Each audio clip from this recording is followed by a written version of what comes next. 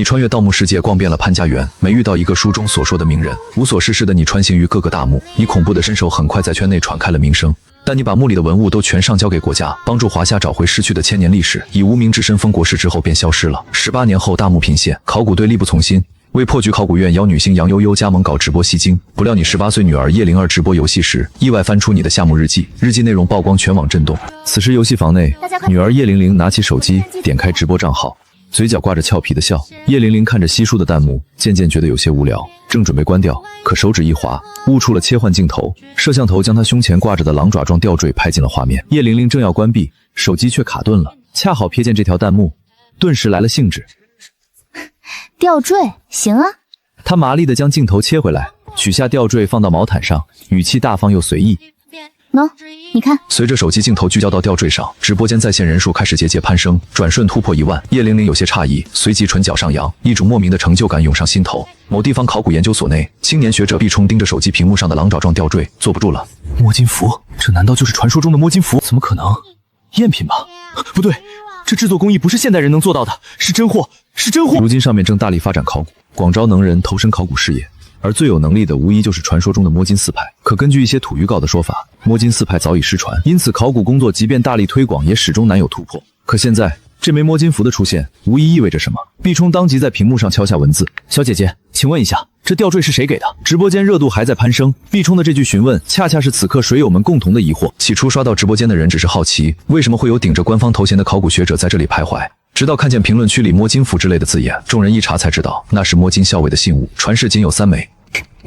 我爸給的呀。這番話一出，彈幕區頓時安靜了幾秒。畢衝又打出一行字：小姐姐，你爸爸叫什麼名字？是做什麼的？葉玲玲看着屏幕，眉頭輕輕一挑，忽然想起老爸之前的叮囑，遇到陌生人打聽家裡的事，能繞就繞，別什麼都說。她笑了笑，語氣裡帶着幾分調皮。當然是叫爸爸，不然叫媽媽嗎？彈幕區再次沉默。考古研究所裡的畢衝嘴角抽了抽，這姑娘不太好糊弄，但他轉念一想，又追問了一句：那你家裡還有沒有別的類似的東西？我挺好奇的。這條彈幕飄出來時，葉玲玲看了眼不斷上漲的人氣，心底那股分享欲又冒了出來。原來你們對我的吊墜這麼感興趣啊！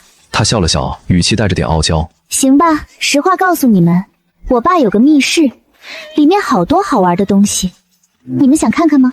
這話一出，水友們的好奇心瞬間被引爆。如果真的能看到，說不定就能大致判斷出他父親到底是什麼路數了。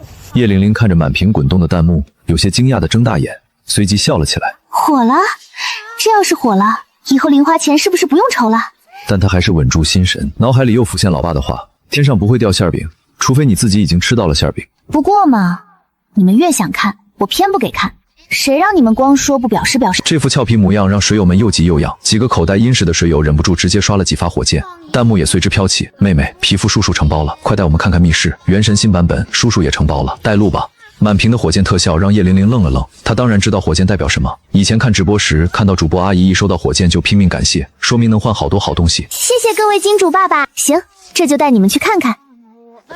她對自家老爸越发佩服，不愧是老爸，就是有本事。與此同時，千葉別墅區外，葉凡清正朝着肯基基走去。一到飯點，這家店總是忙得不行，如果不是女兒想吃，他實在不願意排隊。排隊時，他注意到周圍不少人都在看考古直播，但他沒什麼興趣，畢竟當年隱退，很大原因就是已經沒有值得他出手的古墓了，索性功成身退。現在的墓，考古队努力也能開發，如果不能，那也沒辦法，他百無聊賴的張望。隨後被一旁下圍棋的2個年輕人吸引了注意力，旁邊捧着手機看直播的青年正對着屏幕裡的楊悠悠嘖嘖讚嘆，不愧是大秘密，也不知道最後誰去了，真有福氣。另一邊，火箭特效讓葉玲玲笑逐顏開。好嘞，跟我走，跟我走。他拿起手機，邁開步子出了遊戲房，鏡頭切換成長長的廊道，他語氣輕快，帶着幾分調侃：別急啊，各位，我家稍微大了點，得跑到樓下地下室去。剛才那幾個還以為用金錢收買了葉玲玲的水友，此刻已經看傻了眼。我操，這是別墅吧？多大面積？這條走廊我都能練50米短跑了。這姑娘高興純粹是因為看到火箭特效吧？要是知道才幾千塊一發，估計理都不理咱們。彈幕裡滿是震驚，這就是傳說中的生在羅馬，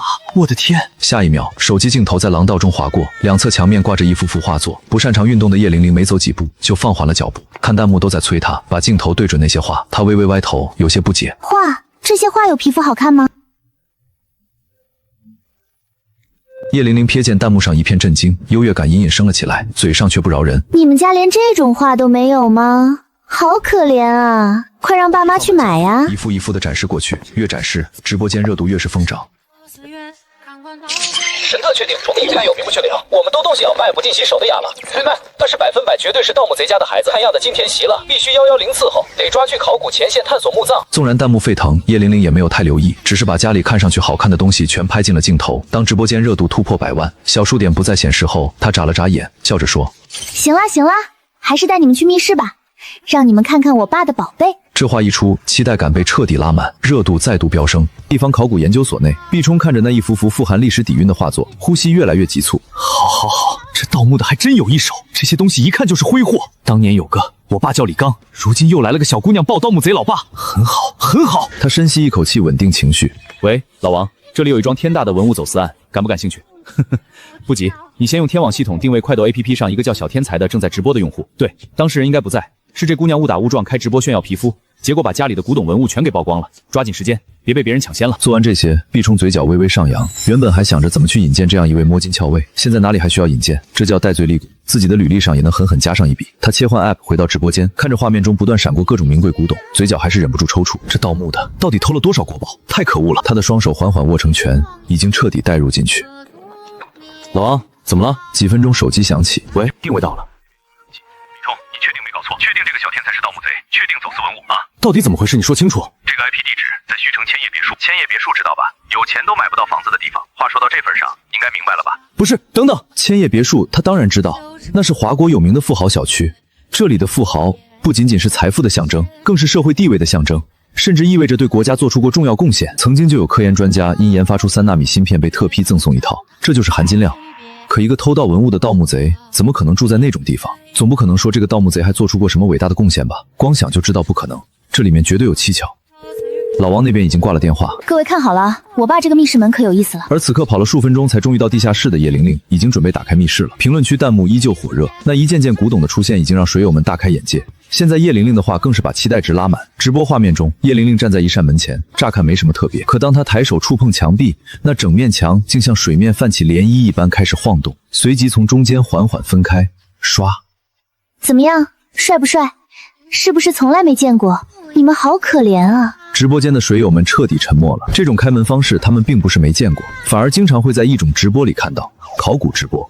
我操，這姑娘她爸到底是幹什麼的？居然在家搞這種機關門，開什麼國際玩笑？之前有專家分析過，這種絲滑的榫卯結構機關門，以現在的科研技術都複刻不出来。兄弟們，你們說他爸該不會是把人家古墓大門都偷回來了吧？光手工技藝那關就已經難倒一批又一批能工巧匠了。直播效果愈演愈烈，熱度水漲船高。葉玲玲看着已成殘影的彈幕，已經完全看不清水友們在說什麼了，索性不再去看，笑着推開那扇神秘的門。各位，你們爸難道沒給你們留個秘密基地嗎？快看，這就是我爸留給我的，怎麼樣，帥不帥？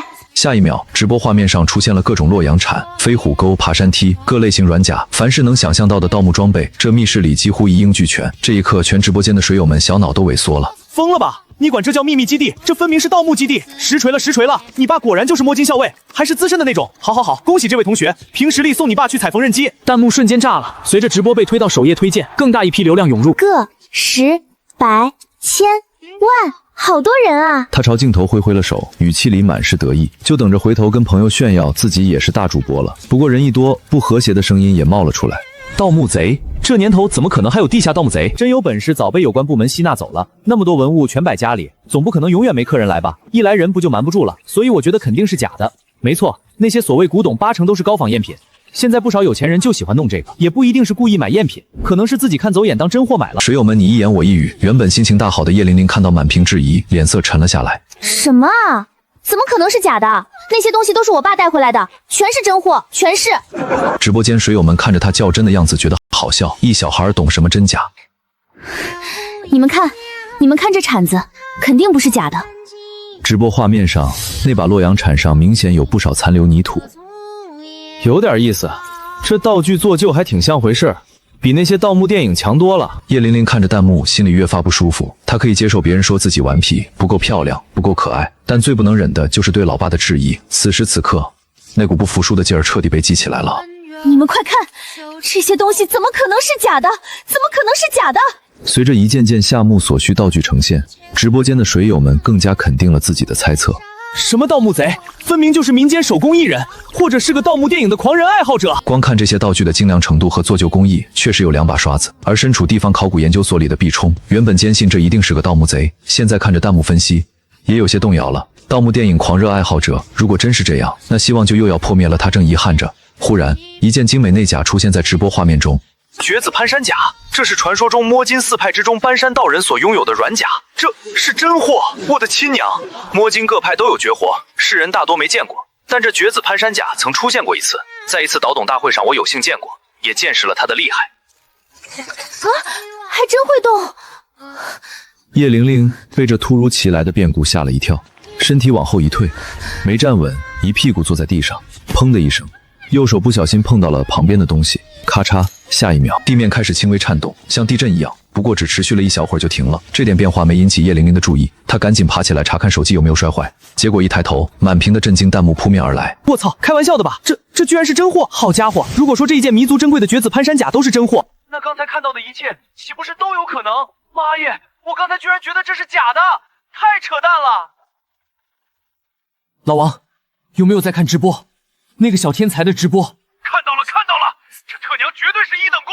你等着，等抓到人，我第一時間送到你們研究所，為華國考古事業戴罪亮功。畢衝，我年終評職稱全看你了。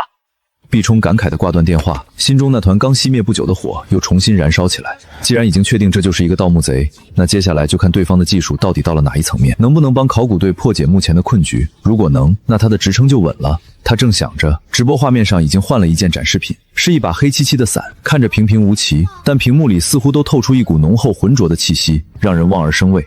一把破雨傘，我尼瑪，傳世不過3把的金剛傘。祖宗，你爸到底是誰？你爸难不成是搬山道人？不对，搬山道人怎么可能还拿着一枚摸金符？開什麼國際玩笑？不止八一情緒激動，好幾個不方便透露姓名的土法子也紛紛冒頭。什麼？金剛傘？真是金剛傘，這座公之至敵，絕對沒錯。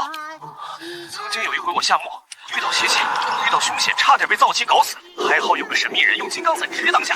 老不也是小時候在他奶奶家見過，就是這樣。其上面那股震懾力絕對是真貨。我操，全是土包子！你們這幫家伙光看直播，也知道踴躍報名參加考古隊，一點也不為國家着想，道德綁架雖遲但到。往常這時候，那些土包子都會果斷開溜，但這次不一樣，他們似乎看到了一位地下王者歸來前的徵兆。摸金符、金剛傘、絕子攀山甲，每一件都是夏目利器。當這些東西聚集在一個人身上時，意義可就太大了。葉玲玲看着滿屏的激動與爭執，很多詞她其實不太懂，但有一點很明顯，好像沒人質疑老爸了。我就說了吧，我爸的東西怎麼可能是假的？而且我爸還娶了大明星杨悠悠呢。原本還沉浸在震撼中的水友們听到這句話，當場有些崩不落。好家伙，直接開始扯犢子了，還娶了大明星楊悠悠。你爸是土法子，我現在能信，但要說娶了悠悠，打死也不信。我操！哼，不信？行，這就去給你們看親親照片。真的假的？這話一出，直播間的水友們反而有些懵了，甚至開始懷疑是不是真的。結果葉玲玲轉身想去開門時，驚愕地發現門打不開了。咦，怎麼回事？這扇門之前就是這麼開的啊，怎麼現在開不起來了？太奇怪了吧！哎呀，這就尷尬了。葉玲玲看着彈幕，氣得牙癢癢，但仔細一想，媽媽確實告誡過不能把身份說出去。一想到這裡，背脊頓時冒起一層冷汗。好險好險，還好這些笨叔叔都當成假的了。他長舒一口氣，索性轉移話題，繼續炫耀老爸的裝備。對了，給你們看看我爸的印章，這印章還挺帥的，下面還有刻字，什麼天官賜福百無禁忌來着。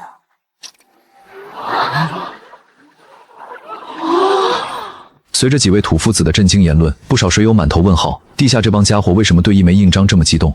如果只是尋常印章，確實想刻什麼就刻什麼，但如果刻的是天官賜福百無禁忌，那意義就完全不同了。摸金四派分作摸金、搬山、謝靈以及發丘，其中發丘指的就是发丘天官掌握着一種印，名為发丘印，是地下倒斗行当裡代表最高權力的信物。想知道更多詳情，自己去百度，這方面的資料當年那位已經從墓裡帶了出來。所以一句話，這印章要是真貨，那這姑娘的爸爸恐怕來頭極大。一番科普讓水友們看得一愣一愣的。地方考古研究所裡，畢衝看着彈幕，心頭微微一驚。作為考古工作者，他向來瞧不上地下行當裡的那些人，但聽着八一的介紹，對发丘印也算是有了個大致概念。可同時，他也不太相信一個擁有摸金符的人還能同時擁有发丘印。可如果兩者都是真的，那豈不是說此人的本事會不會比當年那位還厲害？一想到這裡，畢衝的心情激動起來。這位盜墓的越強，他的年終職稱評選就越有幾。直播畫面上，葉玲玲沒怎麼關注彈幕，徑直走到工作台前，把平時老爸練字用來壓紙的印章拿起來，湊到鏡頭前。你們看，這就是我爸压紙用的。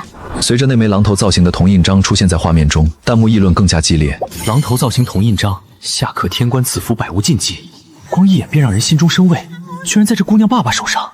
他爸爸到底是什么人？彈幕落下，直播間陷入短暫沉寂。我操，同時是摸金校尉，還是搬山浩道，更是發丘天官，開什麼國際玩笑？但凡能有一門傳承，就已是地下倒斗行當的翹楚。這人同時身懷3派，太不可思議了。同學，你爸到底是誰？到底叫什麼名字？快告訴叔叔們，有沒有黑客？趕緊扒出來！這樣的人物必須弄進考古事業發光發下。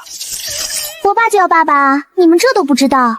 叔叔们，你们好傻哦！一句話直接把水友們都整不會了，可又拿他沒辦法，於是彈幕開始瘋狂呼叫畢衝，讓他趕緊去聯繫對方。畢衝此刻也內心焦急，身懷摸金3派傳承的導動人，對考古隊發掘墓葬絕對有極強的助力，必須要拿下。喂，老王，現在情況怎麼樣？到千葉別墅區了嗎？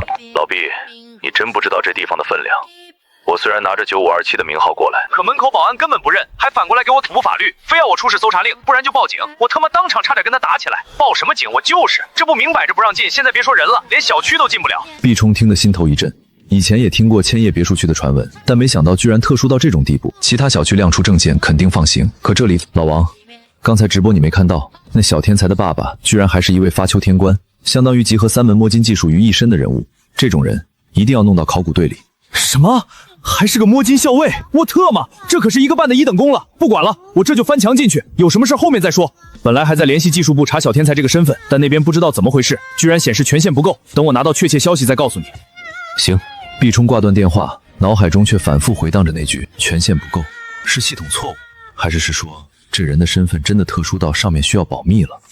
想到這裡，畢衝忽然有種汗毛倒豎的感覺。等一下哈，我先削個蘋果。我爸這把水果刀削蘋果特好用，你們也可以去買一把。他把手機換了個角度拍自己，卻刻意沒露臉，只拍到穿校服的半個身子，然後嫻熟地開始削蘋果。然而他沒注意到的是，直播間熱度又一次飆升到了新高度。我操，這特麼是什麼？沒記錯的話，這是謝嶺魁首小神風，絕對沒錯。曾在一位謝嶺前輩家中看過小神風的畫像，他說一旦神風現世，就算一把老骨頭也要站起來拜見魁首。謝嶺魁首之物啊！不是，這姑娘家裡人到底是誰？為什麼還會擁有小神風？難不成還是一位謝嶺魁首？開什麼國際玩笑？虛城13小，我操，這是校服！快，有沒有誰家孩子在虛城13小的？一時間，葉玲玲的校服被認出，學校名字被曝光，水友們都開始激動地四處打聽，相關熱搜立刻竄上微博熱搜榜，熱度之高，壓着今天發歌的王崩滿臉黑線，虛城13小的校長更是一頭霧水，心說學校裡的孩子都本本分分的，誰家老爸會是盜墓的？葉玲玲似乎也注意到校服露了出來，腦海中猛地冒出老爸的話，不管拍什麼照片都要注意隱私，絕對不能洩露，不然會有怪叔叔來抓。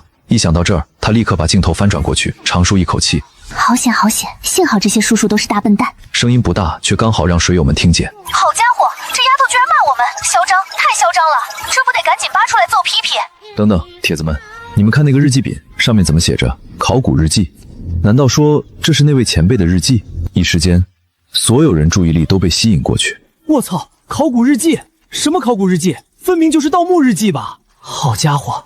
好奇心又被勾起來了，這裡面恐怕記錄了那位摸金千萬頁的過往吧。同學別吃蘋果了，趕緊翻開你爸的日記本給叔叔們看看，裡面到底寫了什麼。在陣陣呼喚聲中，葉玲玲也瞥見了那本老爸從來不讓碰的日記本，她丟下小神風和蘋果，拿起日記本。什麼爸爸的考古日記？這是我的盜墓日記。我尼瑪！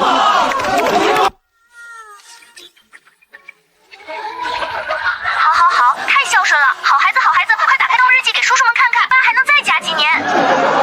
考古研究所裡，畢衝的嘴角已經抽搐得快抽筋了，心說這老爸還真是心大，這種記錄犯罪過程的日記居然敢直接放在工作桌台上，還敢讓女兒隨便拿到。可他臉上也不由自主地浮現出興奮之色，只要這盜墓日記裡展現的犯罪事實越多，之後讓這位老爸戴罪立功也就越順理成章。反觀葉玲玲，壓根兒不知道踩縫紉機是什麼意思。好，那就讓我爸多踩幾年。話落，直播間滿屏都是孝順，太孝順的彈幕。葉玲玲揚起嘴角，笑容比 AK 還難壓。天氣晴，今天老王告訴我在西邊有一座古墓被發現了。這入墓第一句直接震得水友們心潮澎湃。鏡頭緩緩下滑，葉玲玲繼續念道：西邊的墓想來也是挺重要，也就去了，在那邊找了個向導，誰知道這老東西居然想謀財害命，沒辦法，只好把對方嘎了。言簡意賅的一行字，讓直播間瞬間陷入沉默。葉玲玲看不懂他們在說什麼，也沒明白嘎了是什麼意思。便沒有在意。之後就一個人去找那座墓，那地方還挺隱蔽的，路上遇到些螞蟻，個頭挺大，還會咬人，有些難搞。不過問題不大，一把火就給燒了。之後就在一個古廟那裡找到墓葬入口，起初倒挺順利，直到遇到個粽子，挺難纏。當時沒帶黑驢蹄子，後面還是很順利。只是當見到那墓主人時，有些奇怪，居然容顏不老，或許就是魔鬼女王的特點吧。最後這一段看的水友們都有些疑惑，不是什麼容颜不老，这世界上怎么可能存在容颜不老的人？我怎麼越聽越玄乎？該不會這日記就是他爸編造的吧？這內容是不是有點假？我也覺得有點假，感覺就像隨便寫的。實際上，我現在有一個猜想，如果這姑娘的爸爸其實只是一個盜墓二代，家裡這些東西都是祖上傳下來的，閒着沒事就寫這麼一段，嫌這種可能性還是比較大的。水友們熱議紛紛，土夫子們也跳出來表態。這種猜想概率確實比較高，畢竟如果真是擁有4派傳承的人，怎麼可能忍得住不去下墓？我要是能得其中1派傳承，早就去幾座墓逛了。樓上的注意言行，我們可都在952級那裡背過棒的，早就不從事那些事了。這些言論讓葉玲玲心裡很不舒服，甚至有些反感。什麼啊？這可是我爸寫的，怎麼可能是假的？你们這就是在胡说！是真是假，也得讓你爸親自出來看看才知道。就是，這不過是一本平平無奇日記，有什麼特別的？我要想寫，還能直接寫一本小說呢。地方考古研究所內，畢衝看着這些彈幕，心中也升起了相同的疑惑。這日記內容確實簡單的有些假，一座大墓就那麼簡單解決了，寥寥幾百字就概括了。可即便覺得假，他心裡卻始終有個聲音在隱隱提醒着什麼。尤其是王有才之前說的那句權限不夠。可就算心裡再怎麼覺得這有可能是真的，眼下面對這些事實，也多少有些無濟於事。直播畫面上，葉玲玲聽着眾人的話，氣得嘟起了嘴。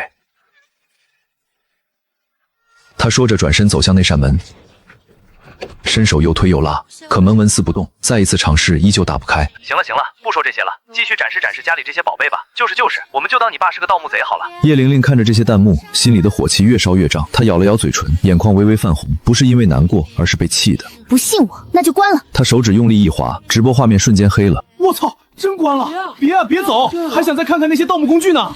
果然還是小孩，脾氣算了，去看考古隊直播吧。直播雖然關了，但界面還留着彈幕飄動的殘影。葉玲玲瞥見考古直播這幾個字，好奇之下點開了直播大廳。下一秒，她的目光就被熱度最高的那個直播間牢牢吸住了。畫面之上居然有她的媽媽楊悠悠。咦，媽媽原來去參加考古隊直播了。媽媽好壞，都不帶我去。爸爸都教過我好多本事了，要是帶我去，肯定能幫上忙。她剛想發微信去控訴一下，腦海中卻忽然靈光一閃。對了，考古隊不就是去古墓嗎？爸爸教過我那麼多東西，我只要指點指點他們不就行了？一想到這裡，葉玲玲的唇角緩緩浮現一絲弧線，那笑容裡帶着幾分腳燙和篤定。西西，媽媽，你可愛的女兒來幫你啦！與此同時，牛心山考古直播畫面上，所有人的臉色都不太好看，尤其是那幾位專家。為首的考古隊領隊名叫古遠人，是一位年過挖甲的老者，頭髮花白，但精神矍鑠，還是沒辦法找到大墓入口。中年人是考古隊的副領隊，名叫焦巨鎮，他面色不太好看的搖了搖頭。古老，上個月這裡發生了山體滑坡，地殼運動很劇烈，原先已經發現的入口現在徹底找不到了。即便用現有資料進行對比定位，也起不了太大作用。更何況這片區域有不少大煙炮，特種小隊的人也不敢貿然進入。你也知道，這種沼澤一旦陷進去，基本沒有活路。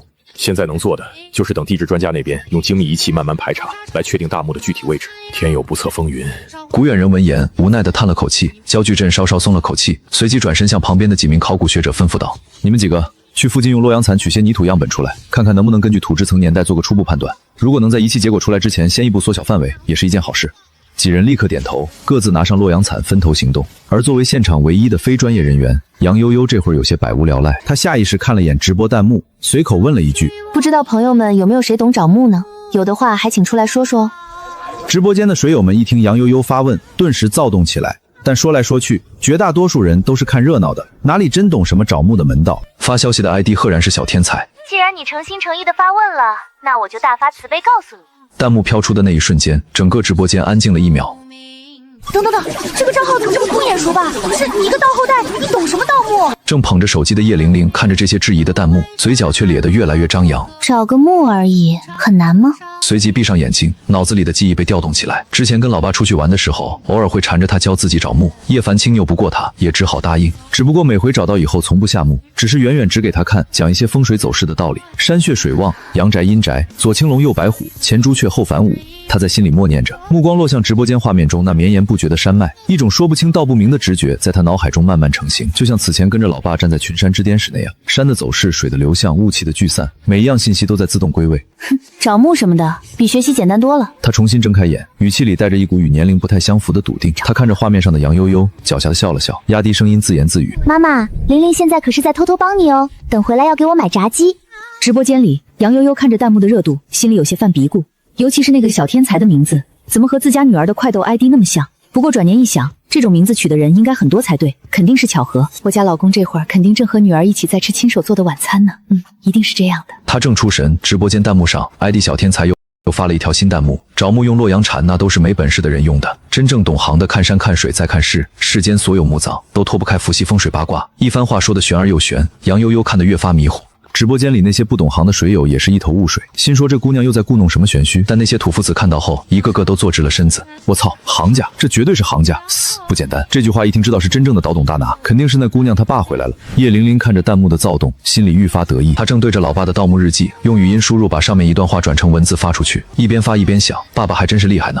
雖然這些話我其實聽不太懂，但好像很厲害的樣子。他之所以發這些，是記得老爸以前說過，當別人不相信你的時候，就要整一些他們聽不懂、不明覺厲的東西。你越故弄玄虛，別人越覺得你深不可測。葉玲玲此刻回想起來，越發覺得自家老爸真是太厲害了。他清了清嗓子，繼續對着日記本念出一段話，語音轉成文字後發送彈幕：尋龍觀山看禪山，一重禪是一重關。以我所見，大墓應當就在東南方向1公里處，無需用洛陽鏟。多年間地壳運動，土質層早已混雜不堪，即便用洛陽草取樣，也不會有任何參考價值。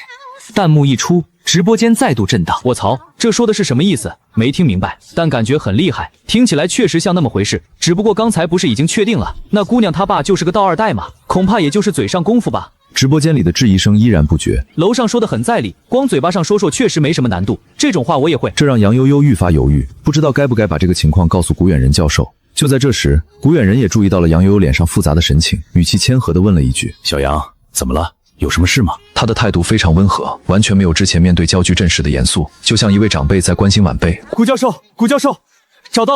找到大墓的確切位置了。古遠人精神一振，微密的雙眼豁然睜大。什麼？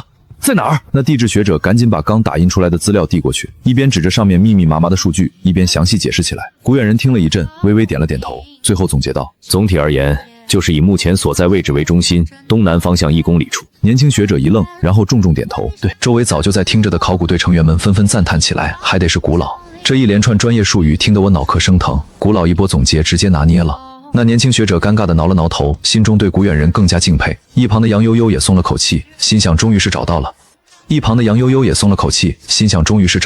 現在他剛想到這裡，面色忽然一變，他猛地低下頭，看向手機屏幕上那個還在不斷刷着臥槽2字的直播間。等等，他要是沒記錯的話，那位 ID 叫小天才的水友，剛才說的就是這個方向和距離一模一樣。這到底是巧合，還是說那位水友真的有本事？楊悠悠立即天人交戰起來，他猶豫片刻，還是沒有立刻開口。光一個位置說中了，或許只是巧合。如果對方還能說出更多相通的信息，那才有向古教授匯報的必要。然而，與楊悠悠內心的糾結形成鮮明對比的是，直播間已經徹底炸裂的水友們。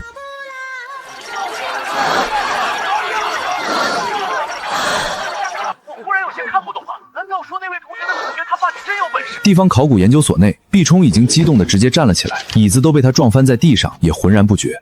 這特娘絕對是盜墓高手，隔着屏幕都能指點江山。人才，真正的人才，這特娘絕對是盜墓高手，隔着屏幕都能指點江山。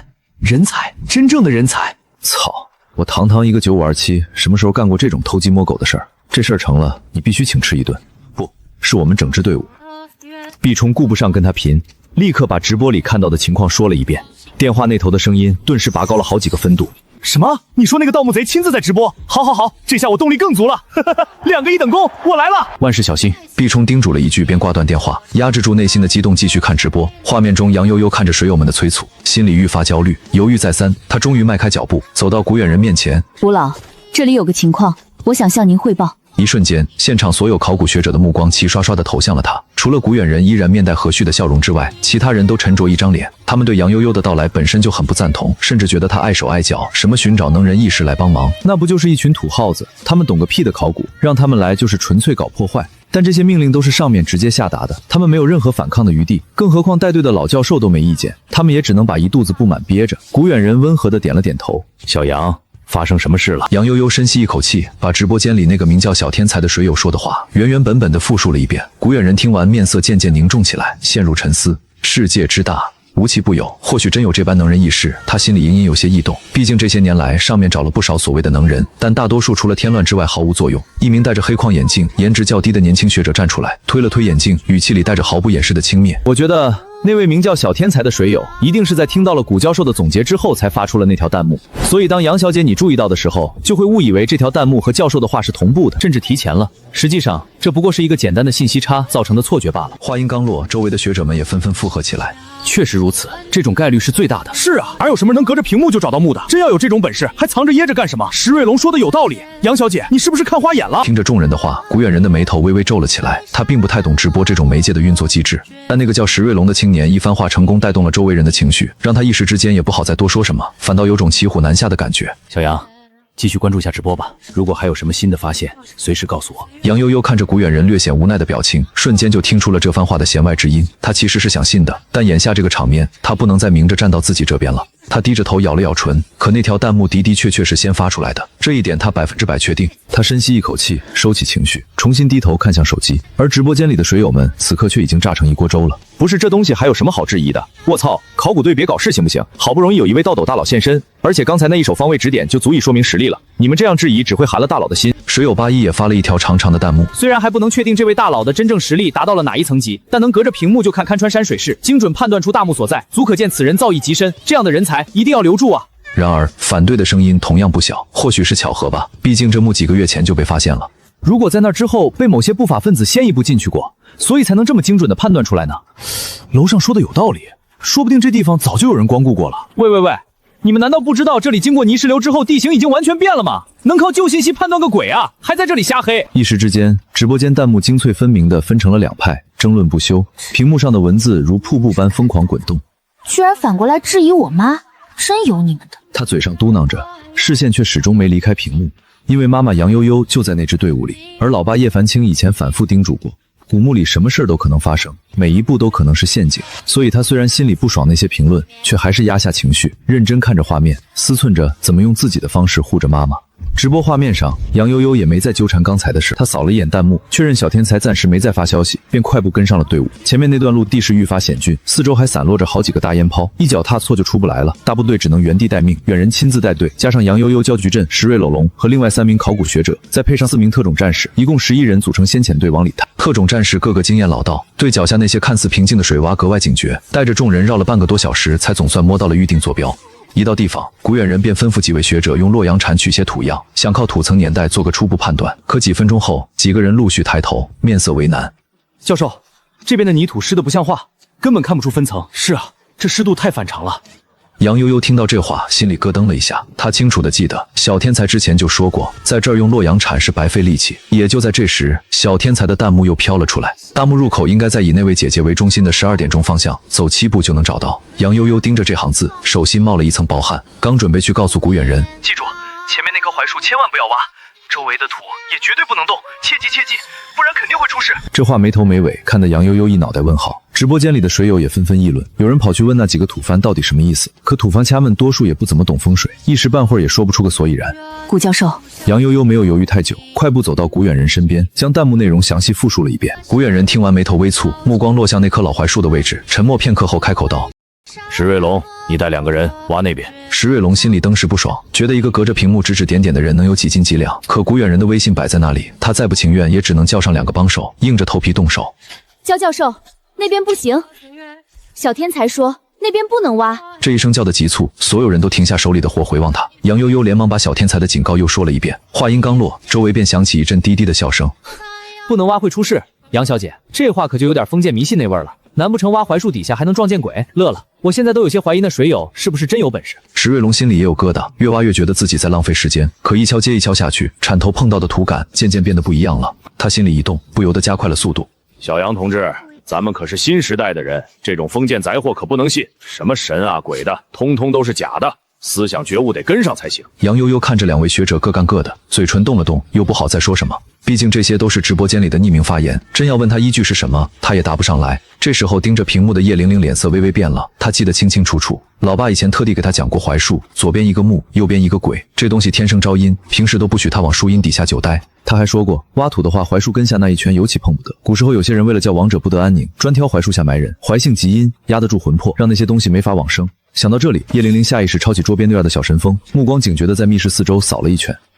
我家應該沒有這種東西吧？話音未落，又覺得背後一涼，好像有什麼看不見的東西正注視着自己。他肩膀一縮，卻倔強地握緊手機，沒有切走畫面。為了媽媽，再害怕也得盯下去。他深吸一口氣，翻開老爸那本日記，抓緊翻找相關內容。葉青以前給他講過的那些東西，記住的沒多少，現在只能靠臨時補課幫媽媽規避風險。直播畫面裡，兩邊的人都在奮力挖土。就在這時候，焦矩陣忽然一聲驚叫，眾人連忙圍過去。只見半截骸骨混雜在濕泥裡，骨架上還掛着幾縷沒爛完的布料，看樣子至少埋了幾十年。這具骨頭一露，直播間直接炸了！臥槽，真不能挖！這小天才到底是怎麼知道的？這才叫專家，隔着屏幕都能斷得這麼準，太離譜了！許久沒冒泡的八一也現身發了一段。早年間聽家裡長輩說過，槐樹本來就屬陰，凡是故意埋在槐樹底下的，那都是不想讓死者入輪回，往狠裡折騰。那時候還以為是老輩人胡謅，沒想到今天親眼見到了。楊悠悠盯着彈幕，忽然感覺脖頸後頭一陣發涼，像是有人貼在他耳後呼吸。他猛地回頭，身後除了那棵沉默的老槐樹，什麼都沒。可身體的重量感確實變了，好像有什麼東西正不神不生地掛在他肩頭。他不敢再細想，把水友的話轉述給古遠人。老教授聽完，再度陷入沉思。封建迷信，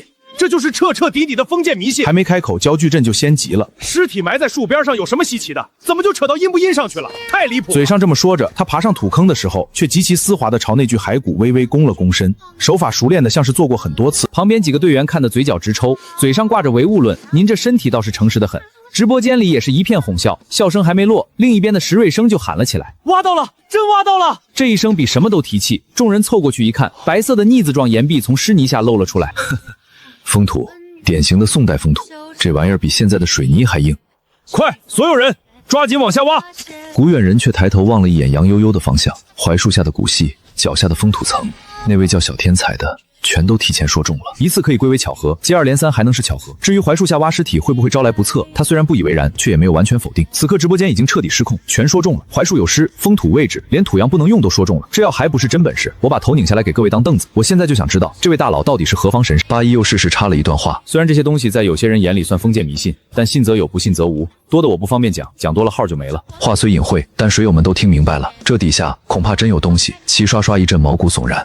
不少人下意識回頭看看自己背後有沒有多出什麼。葉玲玲看着紛紛倒戈的彈幕，嘴角剛揚起一點，還沒得一夠，餘光就瞥見直播畫面上幾名特種戰士模樣的叔叔拿出了炸藥，他一眼就認了出來，心裡猛然一緊。老爸以前特意叮囑過，封土層保存完整的墓絕對不能用火藥強行破開，裡面常年累月積攬下來的濕氣、埋氣混在一起，早就變成了易燃易爆的混合氣體。這時候引爆炸彈，真就是送命的操作。他不敢再等，飛快地对着手機用語音輸入，一邊翻着日記找更準確的詞彙，一邊把警告發了出去。楊悠悠幫不上挖土的忙，正站在一旁盯着手機。不能用炸药！小天才这條彈幕一出來，他就注意到了。焦矩陣停下手，回頭看他。什麼不能用炸藥？他問着話，同時又下意識轉了轉肩膀，總覺得後背像掛了什麼東西，沉甸甸的。可伸手去拍又什麼都沒有。他皺皺眉，把這歸結為自己最近太累，沒往別的方面想。墓葬長期密閉，內部濕氣和母氣混合後會形成易燃易爆氣體，一旦引爆炸藥，極可能當場爆炸，所以絕對不能使用炸藥。嗨，對付宋代這種封土，炸藥是最直接高效的方法。焦矩陣聽了先是一愣，繼而笑了出來。控好劑量，只震碎封土層裡頭的結構不亂，就不會出問題。對，以前每次都是這麼開的，從來沒事兒。要是真有爆燃隱患，我們早死了幾十回了。楊悠悠一時間不知道拿什麼話來反駁，只能攥緊手機。以前那些墓封土都是被盜墓賊先打了盜洞，氣已經泄了，自然沒有爆燃的風險。但眼前這個封土保存得太完整了，跟之前的情況不一樣。話音落下，周圍的空氣都像冷了幾度。焦矩陣臉上的笑容還沒來得及收回，腦子已經轉過彎來。小戰士，別引爆炸藥，快拿回來！為了不破壞裡面結構，我們還是用鏟子挖。那變臉速度之快，比之前朝骸骨鞠躬還絲滑。彈幕立刻刷出一排排笑死，嘴上說不要，身體很誠實。笑歸笑，多足了幾千條彈幕後，氣氛卻沉了下來。笑歸笑，多足了幾千條彈幕後，氣氛卻沉了下來。想到這一層，後怕像涼水一樣從所有人脊背澆下去。楊悠悠的後背早就被冷汗浸透了。他第一次真真切切意識到，這趟考古的凶險程度遠超當初在會議室裡簽那份協議時的想象。考古研究所裡畢衝第3次從椅子上彈了起來，又是他，又是他，好险，真是好险！他在辦公桌前踱了2圈，嘴里不停地念叨：他比谁都清楚，曾经就有一支配備頂尖学者的考古队，为了打開保存完好的封土层，使用了炸药，結果瞬間引爆墓室裡的沼氣，整支隊伍無人幸存。那場事故當時轟動了整整3天，新聞鋪天蓋地。而現在這一幕險些在另一座山頭上重演。畢衝看向屏幕上那個小天才的 ID， 目光變得更深更沉。他掏出手機，重新撥給王有才：喂，老王，你那邊情況怎麼樣？有沒有突破？23號別墅占地面積很大，我們還在選進入方式，是直接亮明身份，還是先暗中觀察？不過剛才技術部那邊送來一條新消息，你可能會很感興趣。什麼消息？別跟我賣關子，快說！王有才不再逗他，之前托技術部去查23號業主的真實身份，你猜怎麼着？回復說千葉別墅區23號檔案裡並沒有登記在冊的主人，標注是無人居住。什麼？無人居住？可我明明看到……对，王有才吐了口煙，低聲接道：你看見的跟我看見的一樣，那棟別墅此刻燈火通明。畢衝握着手機的手微微收緊，腦中幾個念頭迅速交錯。你的意思是業主的身份被有意保護起來了？大概率是，技術部在查小天才這個賬號的時候，同樣遇到了權限不足的提示，能被同時從房產檔案和平台用戶信息兩端鎖死權限的，不會是一般人。畢衝沉默了，一個盜墓的身份信息居然被遮蔽到這種程度，除非老王，你說有沒有可能這位根本就不是華國人？假如是境外進來的，檔案庫裡自然不會留下任何記錄，系統查詢碰到空切，也就會跳出權限不足。我不排除這種可能，一個身份徹底為無的人，反而最難捉摸。如果真是這樣，那今晚要面對的恐怕就不只是普通盜墓賊了。老畢，這可能是個特等功，而且根據那姑娘所曝光情況來看，這混蛋可是偷到了華國不少珍貴寶貝。聽到這裡，畢衝就感覺腦子有些亂。不是，等等，如果對方是海外的人，為什麼現在還在直播間裡指點考古隊？這又是為什麼？呵呵，這都不懂。再利用考古隊做先遣隊，恐怕人已經在路上了。不過這都是推測，具體還要等找到人。這一番推測如雷般落在畢衝身上，短暫愣了愣。知道了，這就聯繫考古院。腦子現在還是很亂，甚至還有些想不明白。但如果說那個小天才確實是海外的人，那現在各種指點或許是對的。等到博取一定程度信任之後，就可能會利用一些手段害死考古隊。這種結果絕不能發生。當下畢衝便打電話聯繫考古院方面。畢衝只是地方考古研究所，並沒有那支考古隊的聯繫方式。而畢衝的老師錢學丈就是在考古院內任職。同時，曾經錢學丈就告訴過畢衝，華國裡有很多海外盜墓賊，專門偷竊華國古董，然後倒賣出去。考古院這邊也高度關注這場直播，對於那名叫小天才的水友自然是知道的。其中一位名叫錢學丈的專家在接到畢衝電話後，便又將海外人之事稍稍誇大一些，告知會議室內眾考古院專家。好一個海外人，居然有那麼大謀劃！哼，趕緊通知考古隊，別上當了！該死，居然想要害死他們！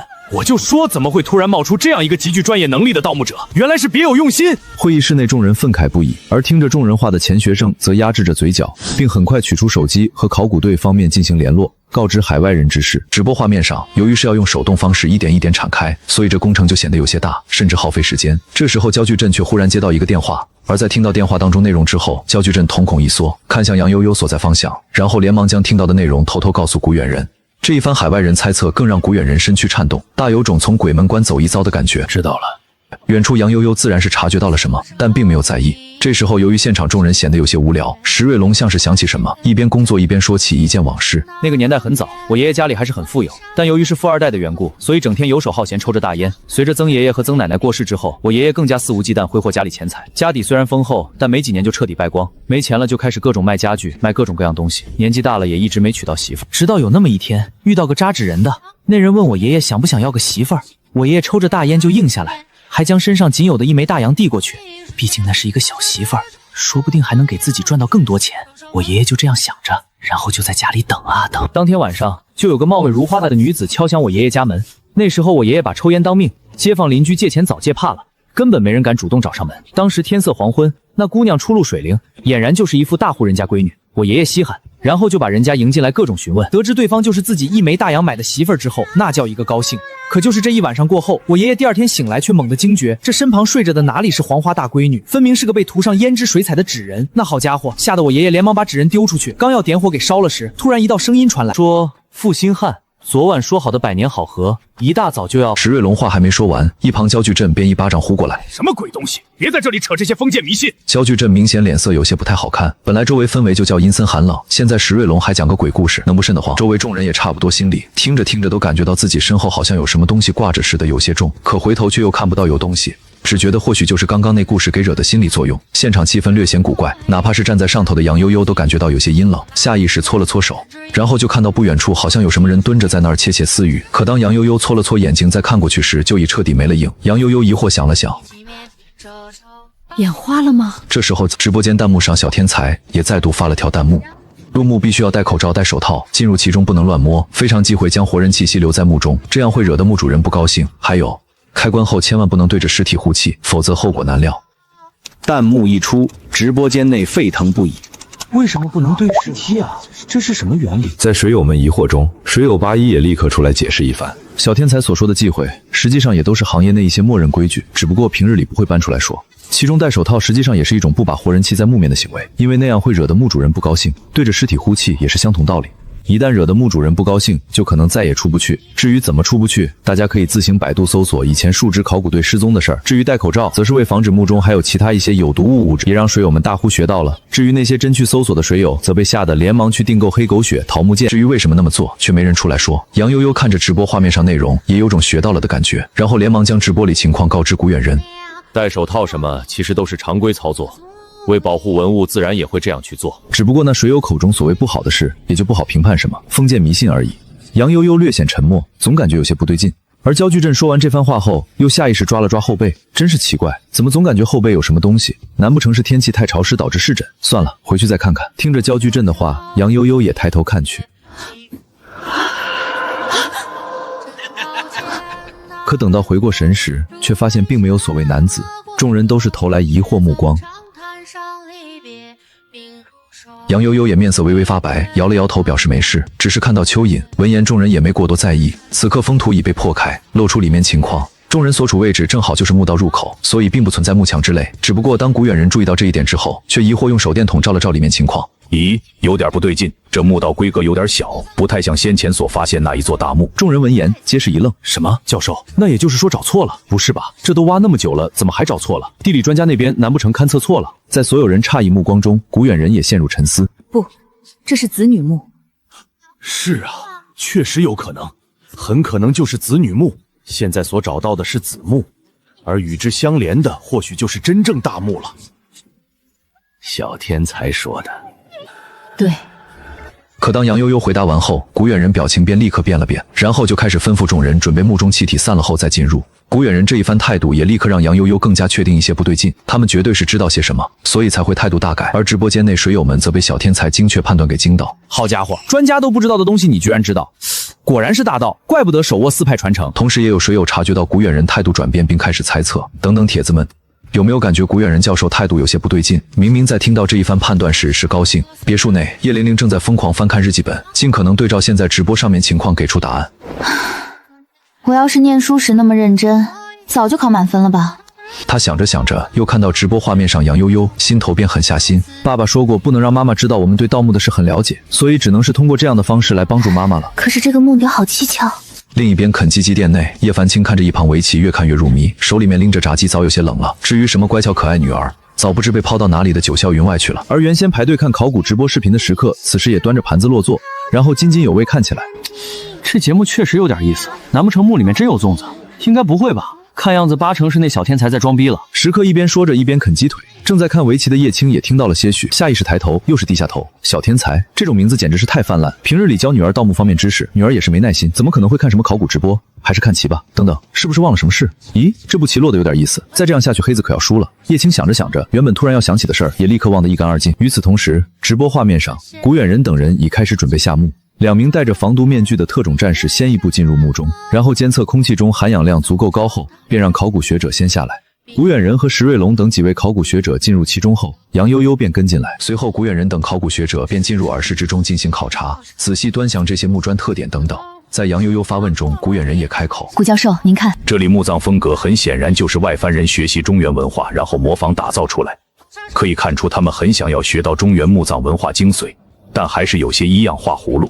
耳室中會放置一些墓主人生前用過的東西之類，而這裡墓主人則放了不少獸類。”顯然很符合游牧民族特點。說着說着，眾人便開始進入主墓室內。主墓室居中位置則擺放着一隻古樸、極具年代感的棺材，光看着就讓人有些心頭發毛。尤其先前眾人聽了石瑞恆那個鬼故事之後，更是愈發覺得這棺材裡面的東西會不會突然開口說兩句話。古遠人顯然沒多想這些，而是拿着手電筒開始照墓室周圍一些壁畫。大家看，這些壁畫就是清楚記錄着墓主人生前一些經歷，從墓主人小時候再到長大成人之後的諸多經歷。不過從這些壁畫上還是有些難以推測墓主人身份。一時間，古遠人也陷入思索之中，尤其看着那壁畫上一個圖案，總感覺像看過，卻又想不起來。這就是墓葬嗎？看起來和想象中還是有些區別。哈哈，楼上该不会是以為拍電影是吧？然後裡面很廣闊，笑死了，那都是瞎編，真正墓葬就是這樣逼在。而現在楊悠悠等人身處的墓葬已算不小規模，至於說驪山那座神秘不知來歷的大墓，則就是個例外中的例外了。正當水友們議論紛紛之際，葉玲玲也再度發了條彈幕：將軍墓，這是將軍墓。這句話立刻再度掀起直播間議論浪潮，將軍墓這三個字卻像鑰匙般立刻打開了古遠人的記憶匣子。對，就是將軍。這壁畫上面這個圖案，在金國當中代表的就是封狼居胥級別。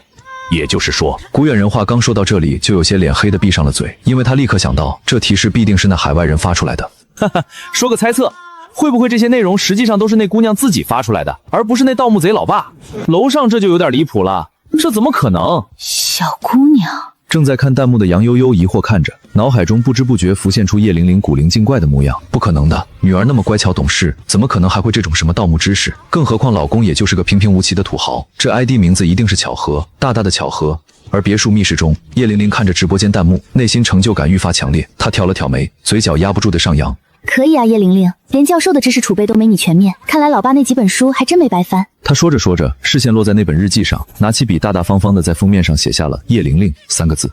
這樣就对了。他滿意的拍了拍封面，隨後繼續翻看起來，活像一個正在備課的老師。只不過第二天要教的知識，他也就比學生提前一晚上現學而已。就在葉玲玲思忖時，眼角餘光卻瞥見直播畫面上的一幕：不能開關，不能就這樣開關。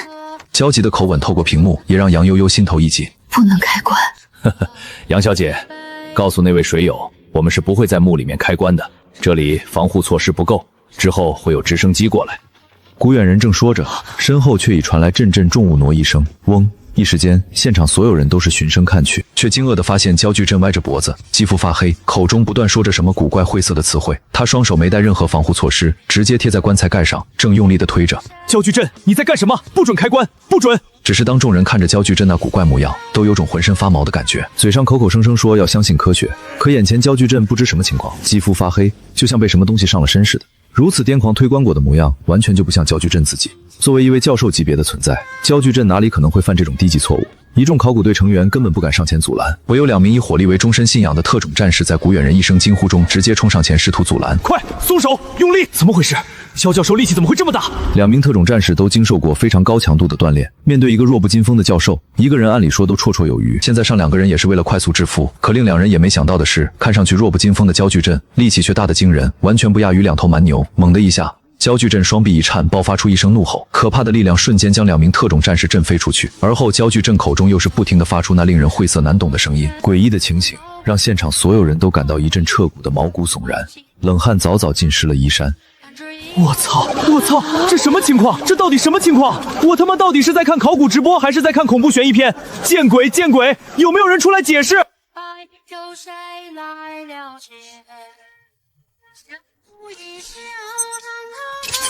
？811一番話直接讓直播間熱度再度拔高一層，而這時更讓考古直播衝上熱搜榜，壓得王峰老師有苦說不出。小天才，趕緊出來個解決辦法，否則這事都不知道會朝什麼方向發展。但縱然怎麼呼喊小天才，依然沒發出任何一條彈幕，這讓所有人都非常疑惑，非常着急。身處地方考古研究所內的畢衝卻眼眸一亮，隨即惡狠狠地罵了句：果然就是海外人，故意嫌槐樹底下不能挖，出了問題現在卻又不出來解釋。好，果然有問題，有天大的問題。隨後，畢衝身在考古院內的老師錢學丈也發來一則消息，說明一些猜測。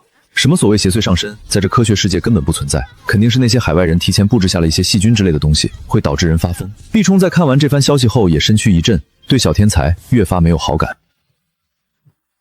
老王，情況怎麼樣？這地方太古怪，實在太古怪了啊！古怪？什麼古怪？在和你通完電話之後，我就準備直接從正門進去，並且在4面都已經布下了人，防止跳窗。但你猜怎麼着？這正門壓根沒鎖，當時我就很納悶，然後推門瞬間，屋子裡的燈全滅了。這一刻我就確定這幫人肯定在房子裡，所以也沒任何等待，直接進去了。但是最讓我疑惑的事就在這裡，他們家廊道，我足足走了好幾分鐘，還是走不到頭。一開始以為是房子太大，直到走了一圈後才發现，又走回了原地。你說這特麼算是怎麼回事？我幹了一子一輩子927，就沒遇到過這麼離奇的事，甚至叫同事和我走反方向，結果擦肩而過卻不自知，回頭時才發現對方在自己身後。而現在出不去了，連進來的门都找不到了。聽着网友才略帶驚恐的聲音，畢衝也深深咽了口唾沫，身軀都有些打顫。很早以前，畢衝就曾听人說過這種現象，應該就是鬼氣強，但具體是一個什麼科學原理，沒人知道。更多的解釋只是說人的神智被迷暈了。可一個人或許可以說是精神錯亂，但2個人呢？3個人呢？總不可能大家一起精神錯亂，還能錯亂的一模一樣吧？一股不寒而栗的感覺瞬間湧上畢衝全身，讓他下意識打了個哆嗦，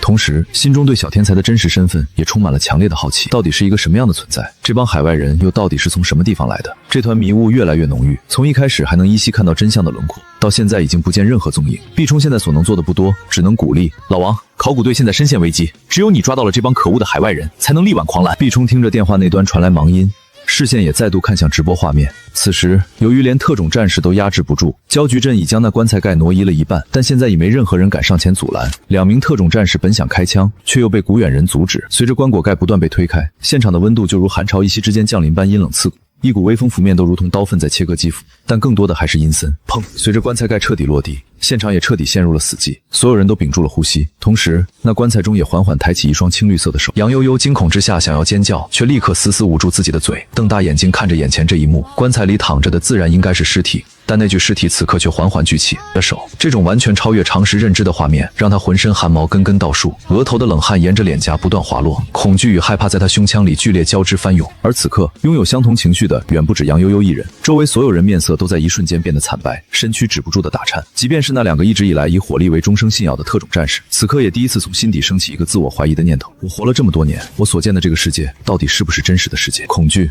在每個人的心頭蔓延，咔嚓咔嚓，所有人手中的手電在這一刻都開始故障般忽閃忽滅。本就緊繃到極點的心弦，被這斷斷續續的不光扯得幾乎要崩斷。在場的人裡最害怕的其實是石瑞龍，他下意識往後退了半步，後背卻猛地撞上一面冰冷堅硬的石壁。什麼？石瑞龙驚慌地回頭，腦海中清清楚楚記得自己方才就站在入口處，那裡空無一物，怎麼現在就憑空生出一堵牆來？而另一邊本該畫滿壁畫的牆面，此刻卻空空如也，像是被什麼東西生生抹去。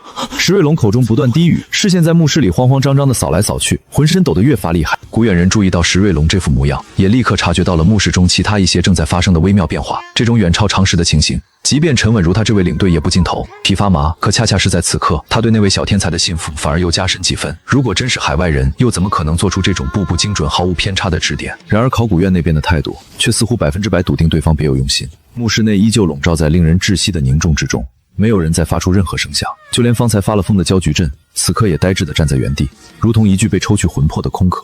棺椁中那雙青綠色的手臂就那麼紋絲不動地倒順着，仿佛亘古以來便長在那裡。叮鈴鈴！忽然間，一道突兀的手機鈴聲撕破死寂，所有人渾身一顫，冷汗再度狂湧而出。2名特種戰士差點當場扣動扳機，等回過神來才發現，只是一部掉在地上的手機正在震動。众人齊齊鬆了一口氣。距離最近的石瑞龍在所有人的注視下彎腰撿起手機，手指還在發抖。他按下接聽鍵，聽着電話那頭傳來的聲音，瞳孔微微顫動，嘴裡下意識地喃出幾個字：什麼？海外人布下的局？這一句話把在場所有人都聽愣住了，眾人面面相覷，每個人的表情都像是在說：難道我們剛才經歷的一切都是假的？石瑞龍一邊應着一邊站起身勢，這一切都是海外人搞的鬼。掛斷電話後向众人轉述，他們事先在附近布撒了大量病毒，而且推測這種病毒可以導致人精神錯亂、行為失控，就像焦教授那樣。眾人聽完，臉上依舊是揮之無去的困惑。古遠人皺着眉，那這堵牆呢？抬手指向旁邊那堵石牆。石瑞龍張了张嘴，勉強擠出一個尷尬的解釋：或許是我們的集體幻覺，實際上我們從一開始就是從另一邊進來的。話說到這個份上，所有人依然驚魂未定。這猜測不是全然沒有道理，但就是生硬得讓人難以信服，像一塊根本塞不進拼圖的碎片，被人拿錘子硬往裡砸。而在眾人舉棋不定之際，直播間已經徹底炸鍋。不少人根本不信所謂的海外人說，但很快便有人帶起了節奏，很可能就是海外人在搞鬼。而且我覺得，那海外人就在考古队裡，唯一能動手脚的只有现场的人。再配合那個小天才的彈幕同步下毒，讓焦距陣發瘋，制造恐怖懸疑效果。樓上說的有道理，這麼一來，小天才是海外人的說法基本可以錘死了。没錯，我也覺得小天才問題很大。你明看，從焦距陣突然發瘋之後，小天才就再也沒發過彈幕，這說明什麼？跑路了呀！有道理，有道理。9527，快點抓人，抓人！直播間彈幕的风向轉得極快。當越來越多的人認定小天才就是海外人之後，這個結論幾乎被釘死在公屏上。而身處密室中的葉玲玲，此刻正用手背一把一把地抹着眼淚，委屈的肩膀微微發抖。玲玲不是海外人，玲玲真的不是海外人。爸，你怎么还不回来？你怎么还不回来啊？媽媽有危險了，媽媽真的有危險了。他試過給葉凡清打電話，卻發現老爸的手機根本沒帶出門，此刻正靜靜地掉落在密室角落。那一瞬間，一種徹骨的慌張與無助攥住了他，但他只是深吸一口氣，抬手狠狠地擦掉眼淚。為了媽媽，他把那本盜墓日記攤在膝上，用出比平時學習強上100倍的專注力，瘋狂掃視上面的每一行字。忽然間，他眸光一凜，死死盯住其中一頁，那一頁上分明就記載着應對眼下這種情況的方法。媽媽可一定要相信玲玲。他沒有打算暴露身份，如果現在跳出來說我是葉玲玲，媽媽在恐懼之上只會多添一層困惑與不信。與其那樣，不如繼續頂着小天才這個名字，只要能幫到媽媽，被全網罵成海外人又怎麼樣？主幕室內，楊悠悠始終留了一份注意力在彈幕上。對於小天才是海外人的說法，他心底始終抱着相當程度的懷疑，說不清為什麼，就是一種沒來由的直覺。他覺得那個賬號背後的人說的話值得相信。他看完彈幕，快步走到古遠人身旁。古老，小天才說在東南角點上蠟燭，然後把棺材蓋重新蓋回去。什麼？在丁單角點蠟燭，然後再蓋棺材？一旁一個叫朱善忠的考古學者當即冷笑出聲：一個海外人的話還能信？還點蠟燭？誰知道這墓室空氣裡混了什麼氣體？到時候一點燃，話沒說完，蠟燭。古遠人便抬手打斷，聲音不容置疑。這斬釘截鐵的口吻讓朱善忠立刻閉了嘴，但周圍的人眼神裡依然寫滿不解。那好歹是海外人，海外人有幾個安好心的？可古遠人已經發話，沒人敢違抗。石瑞龍反應最快，立刻從背包裡翻出蠟燭。這蠟燭本來是備着用來檢測墓室通風狀況的，和玄學沒任何關係。倒是陰差陽錯正合了眼下這局面。他掏出打火機，剛要點燃，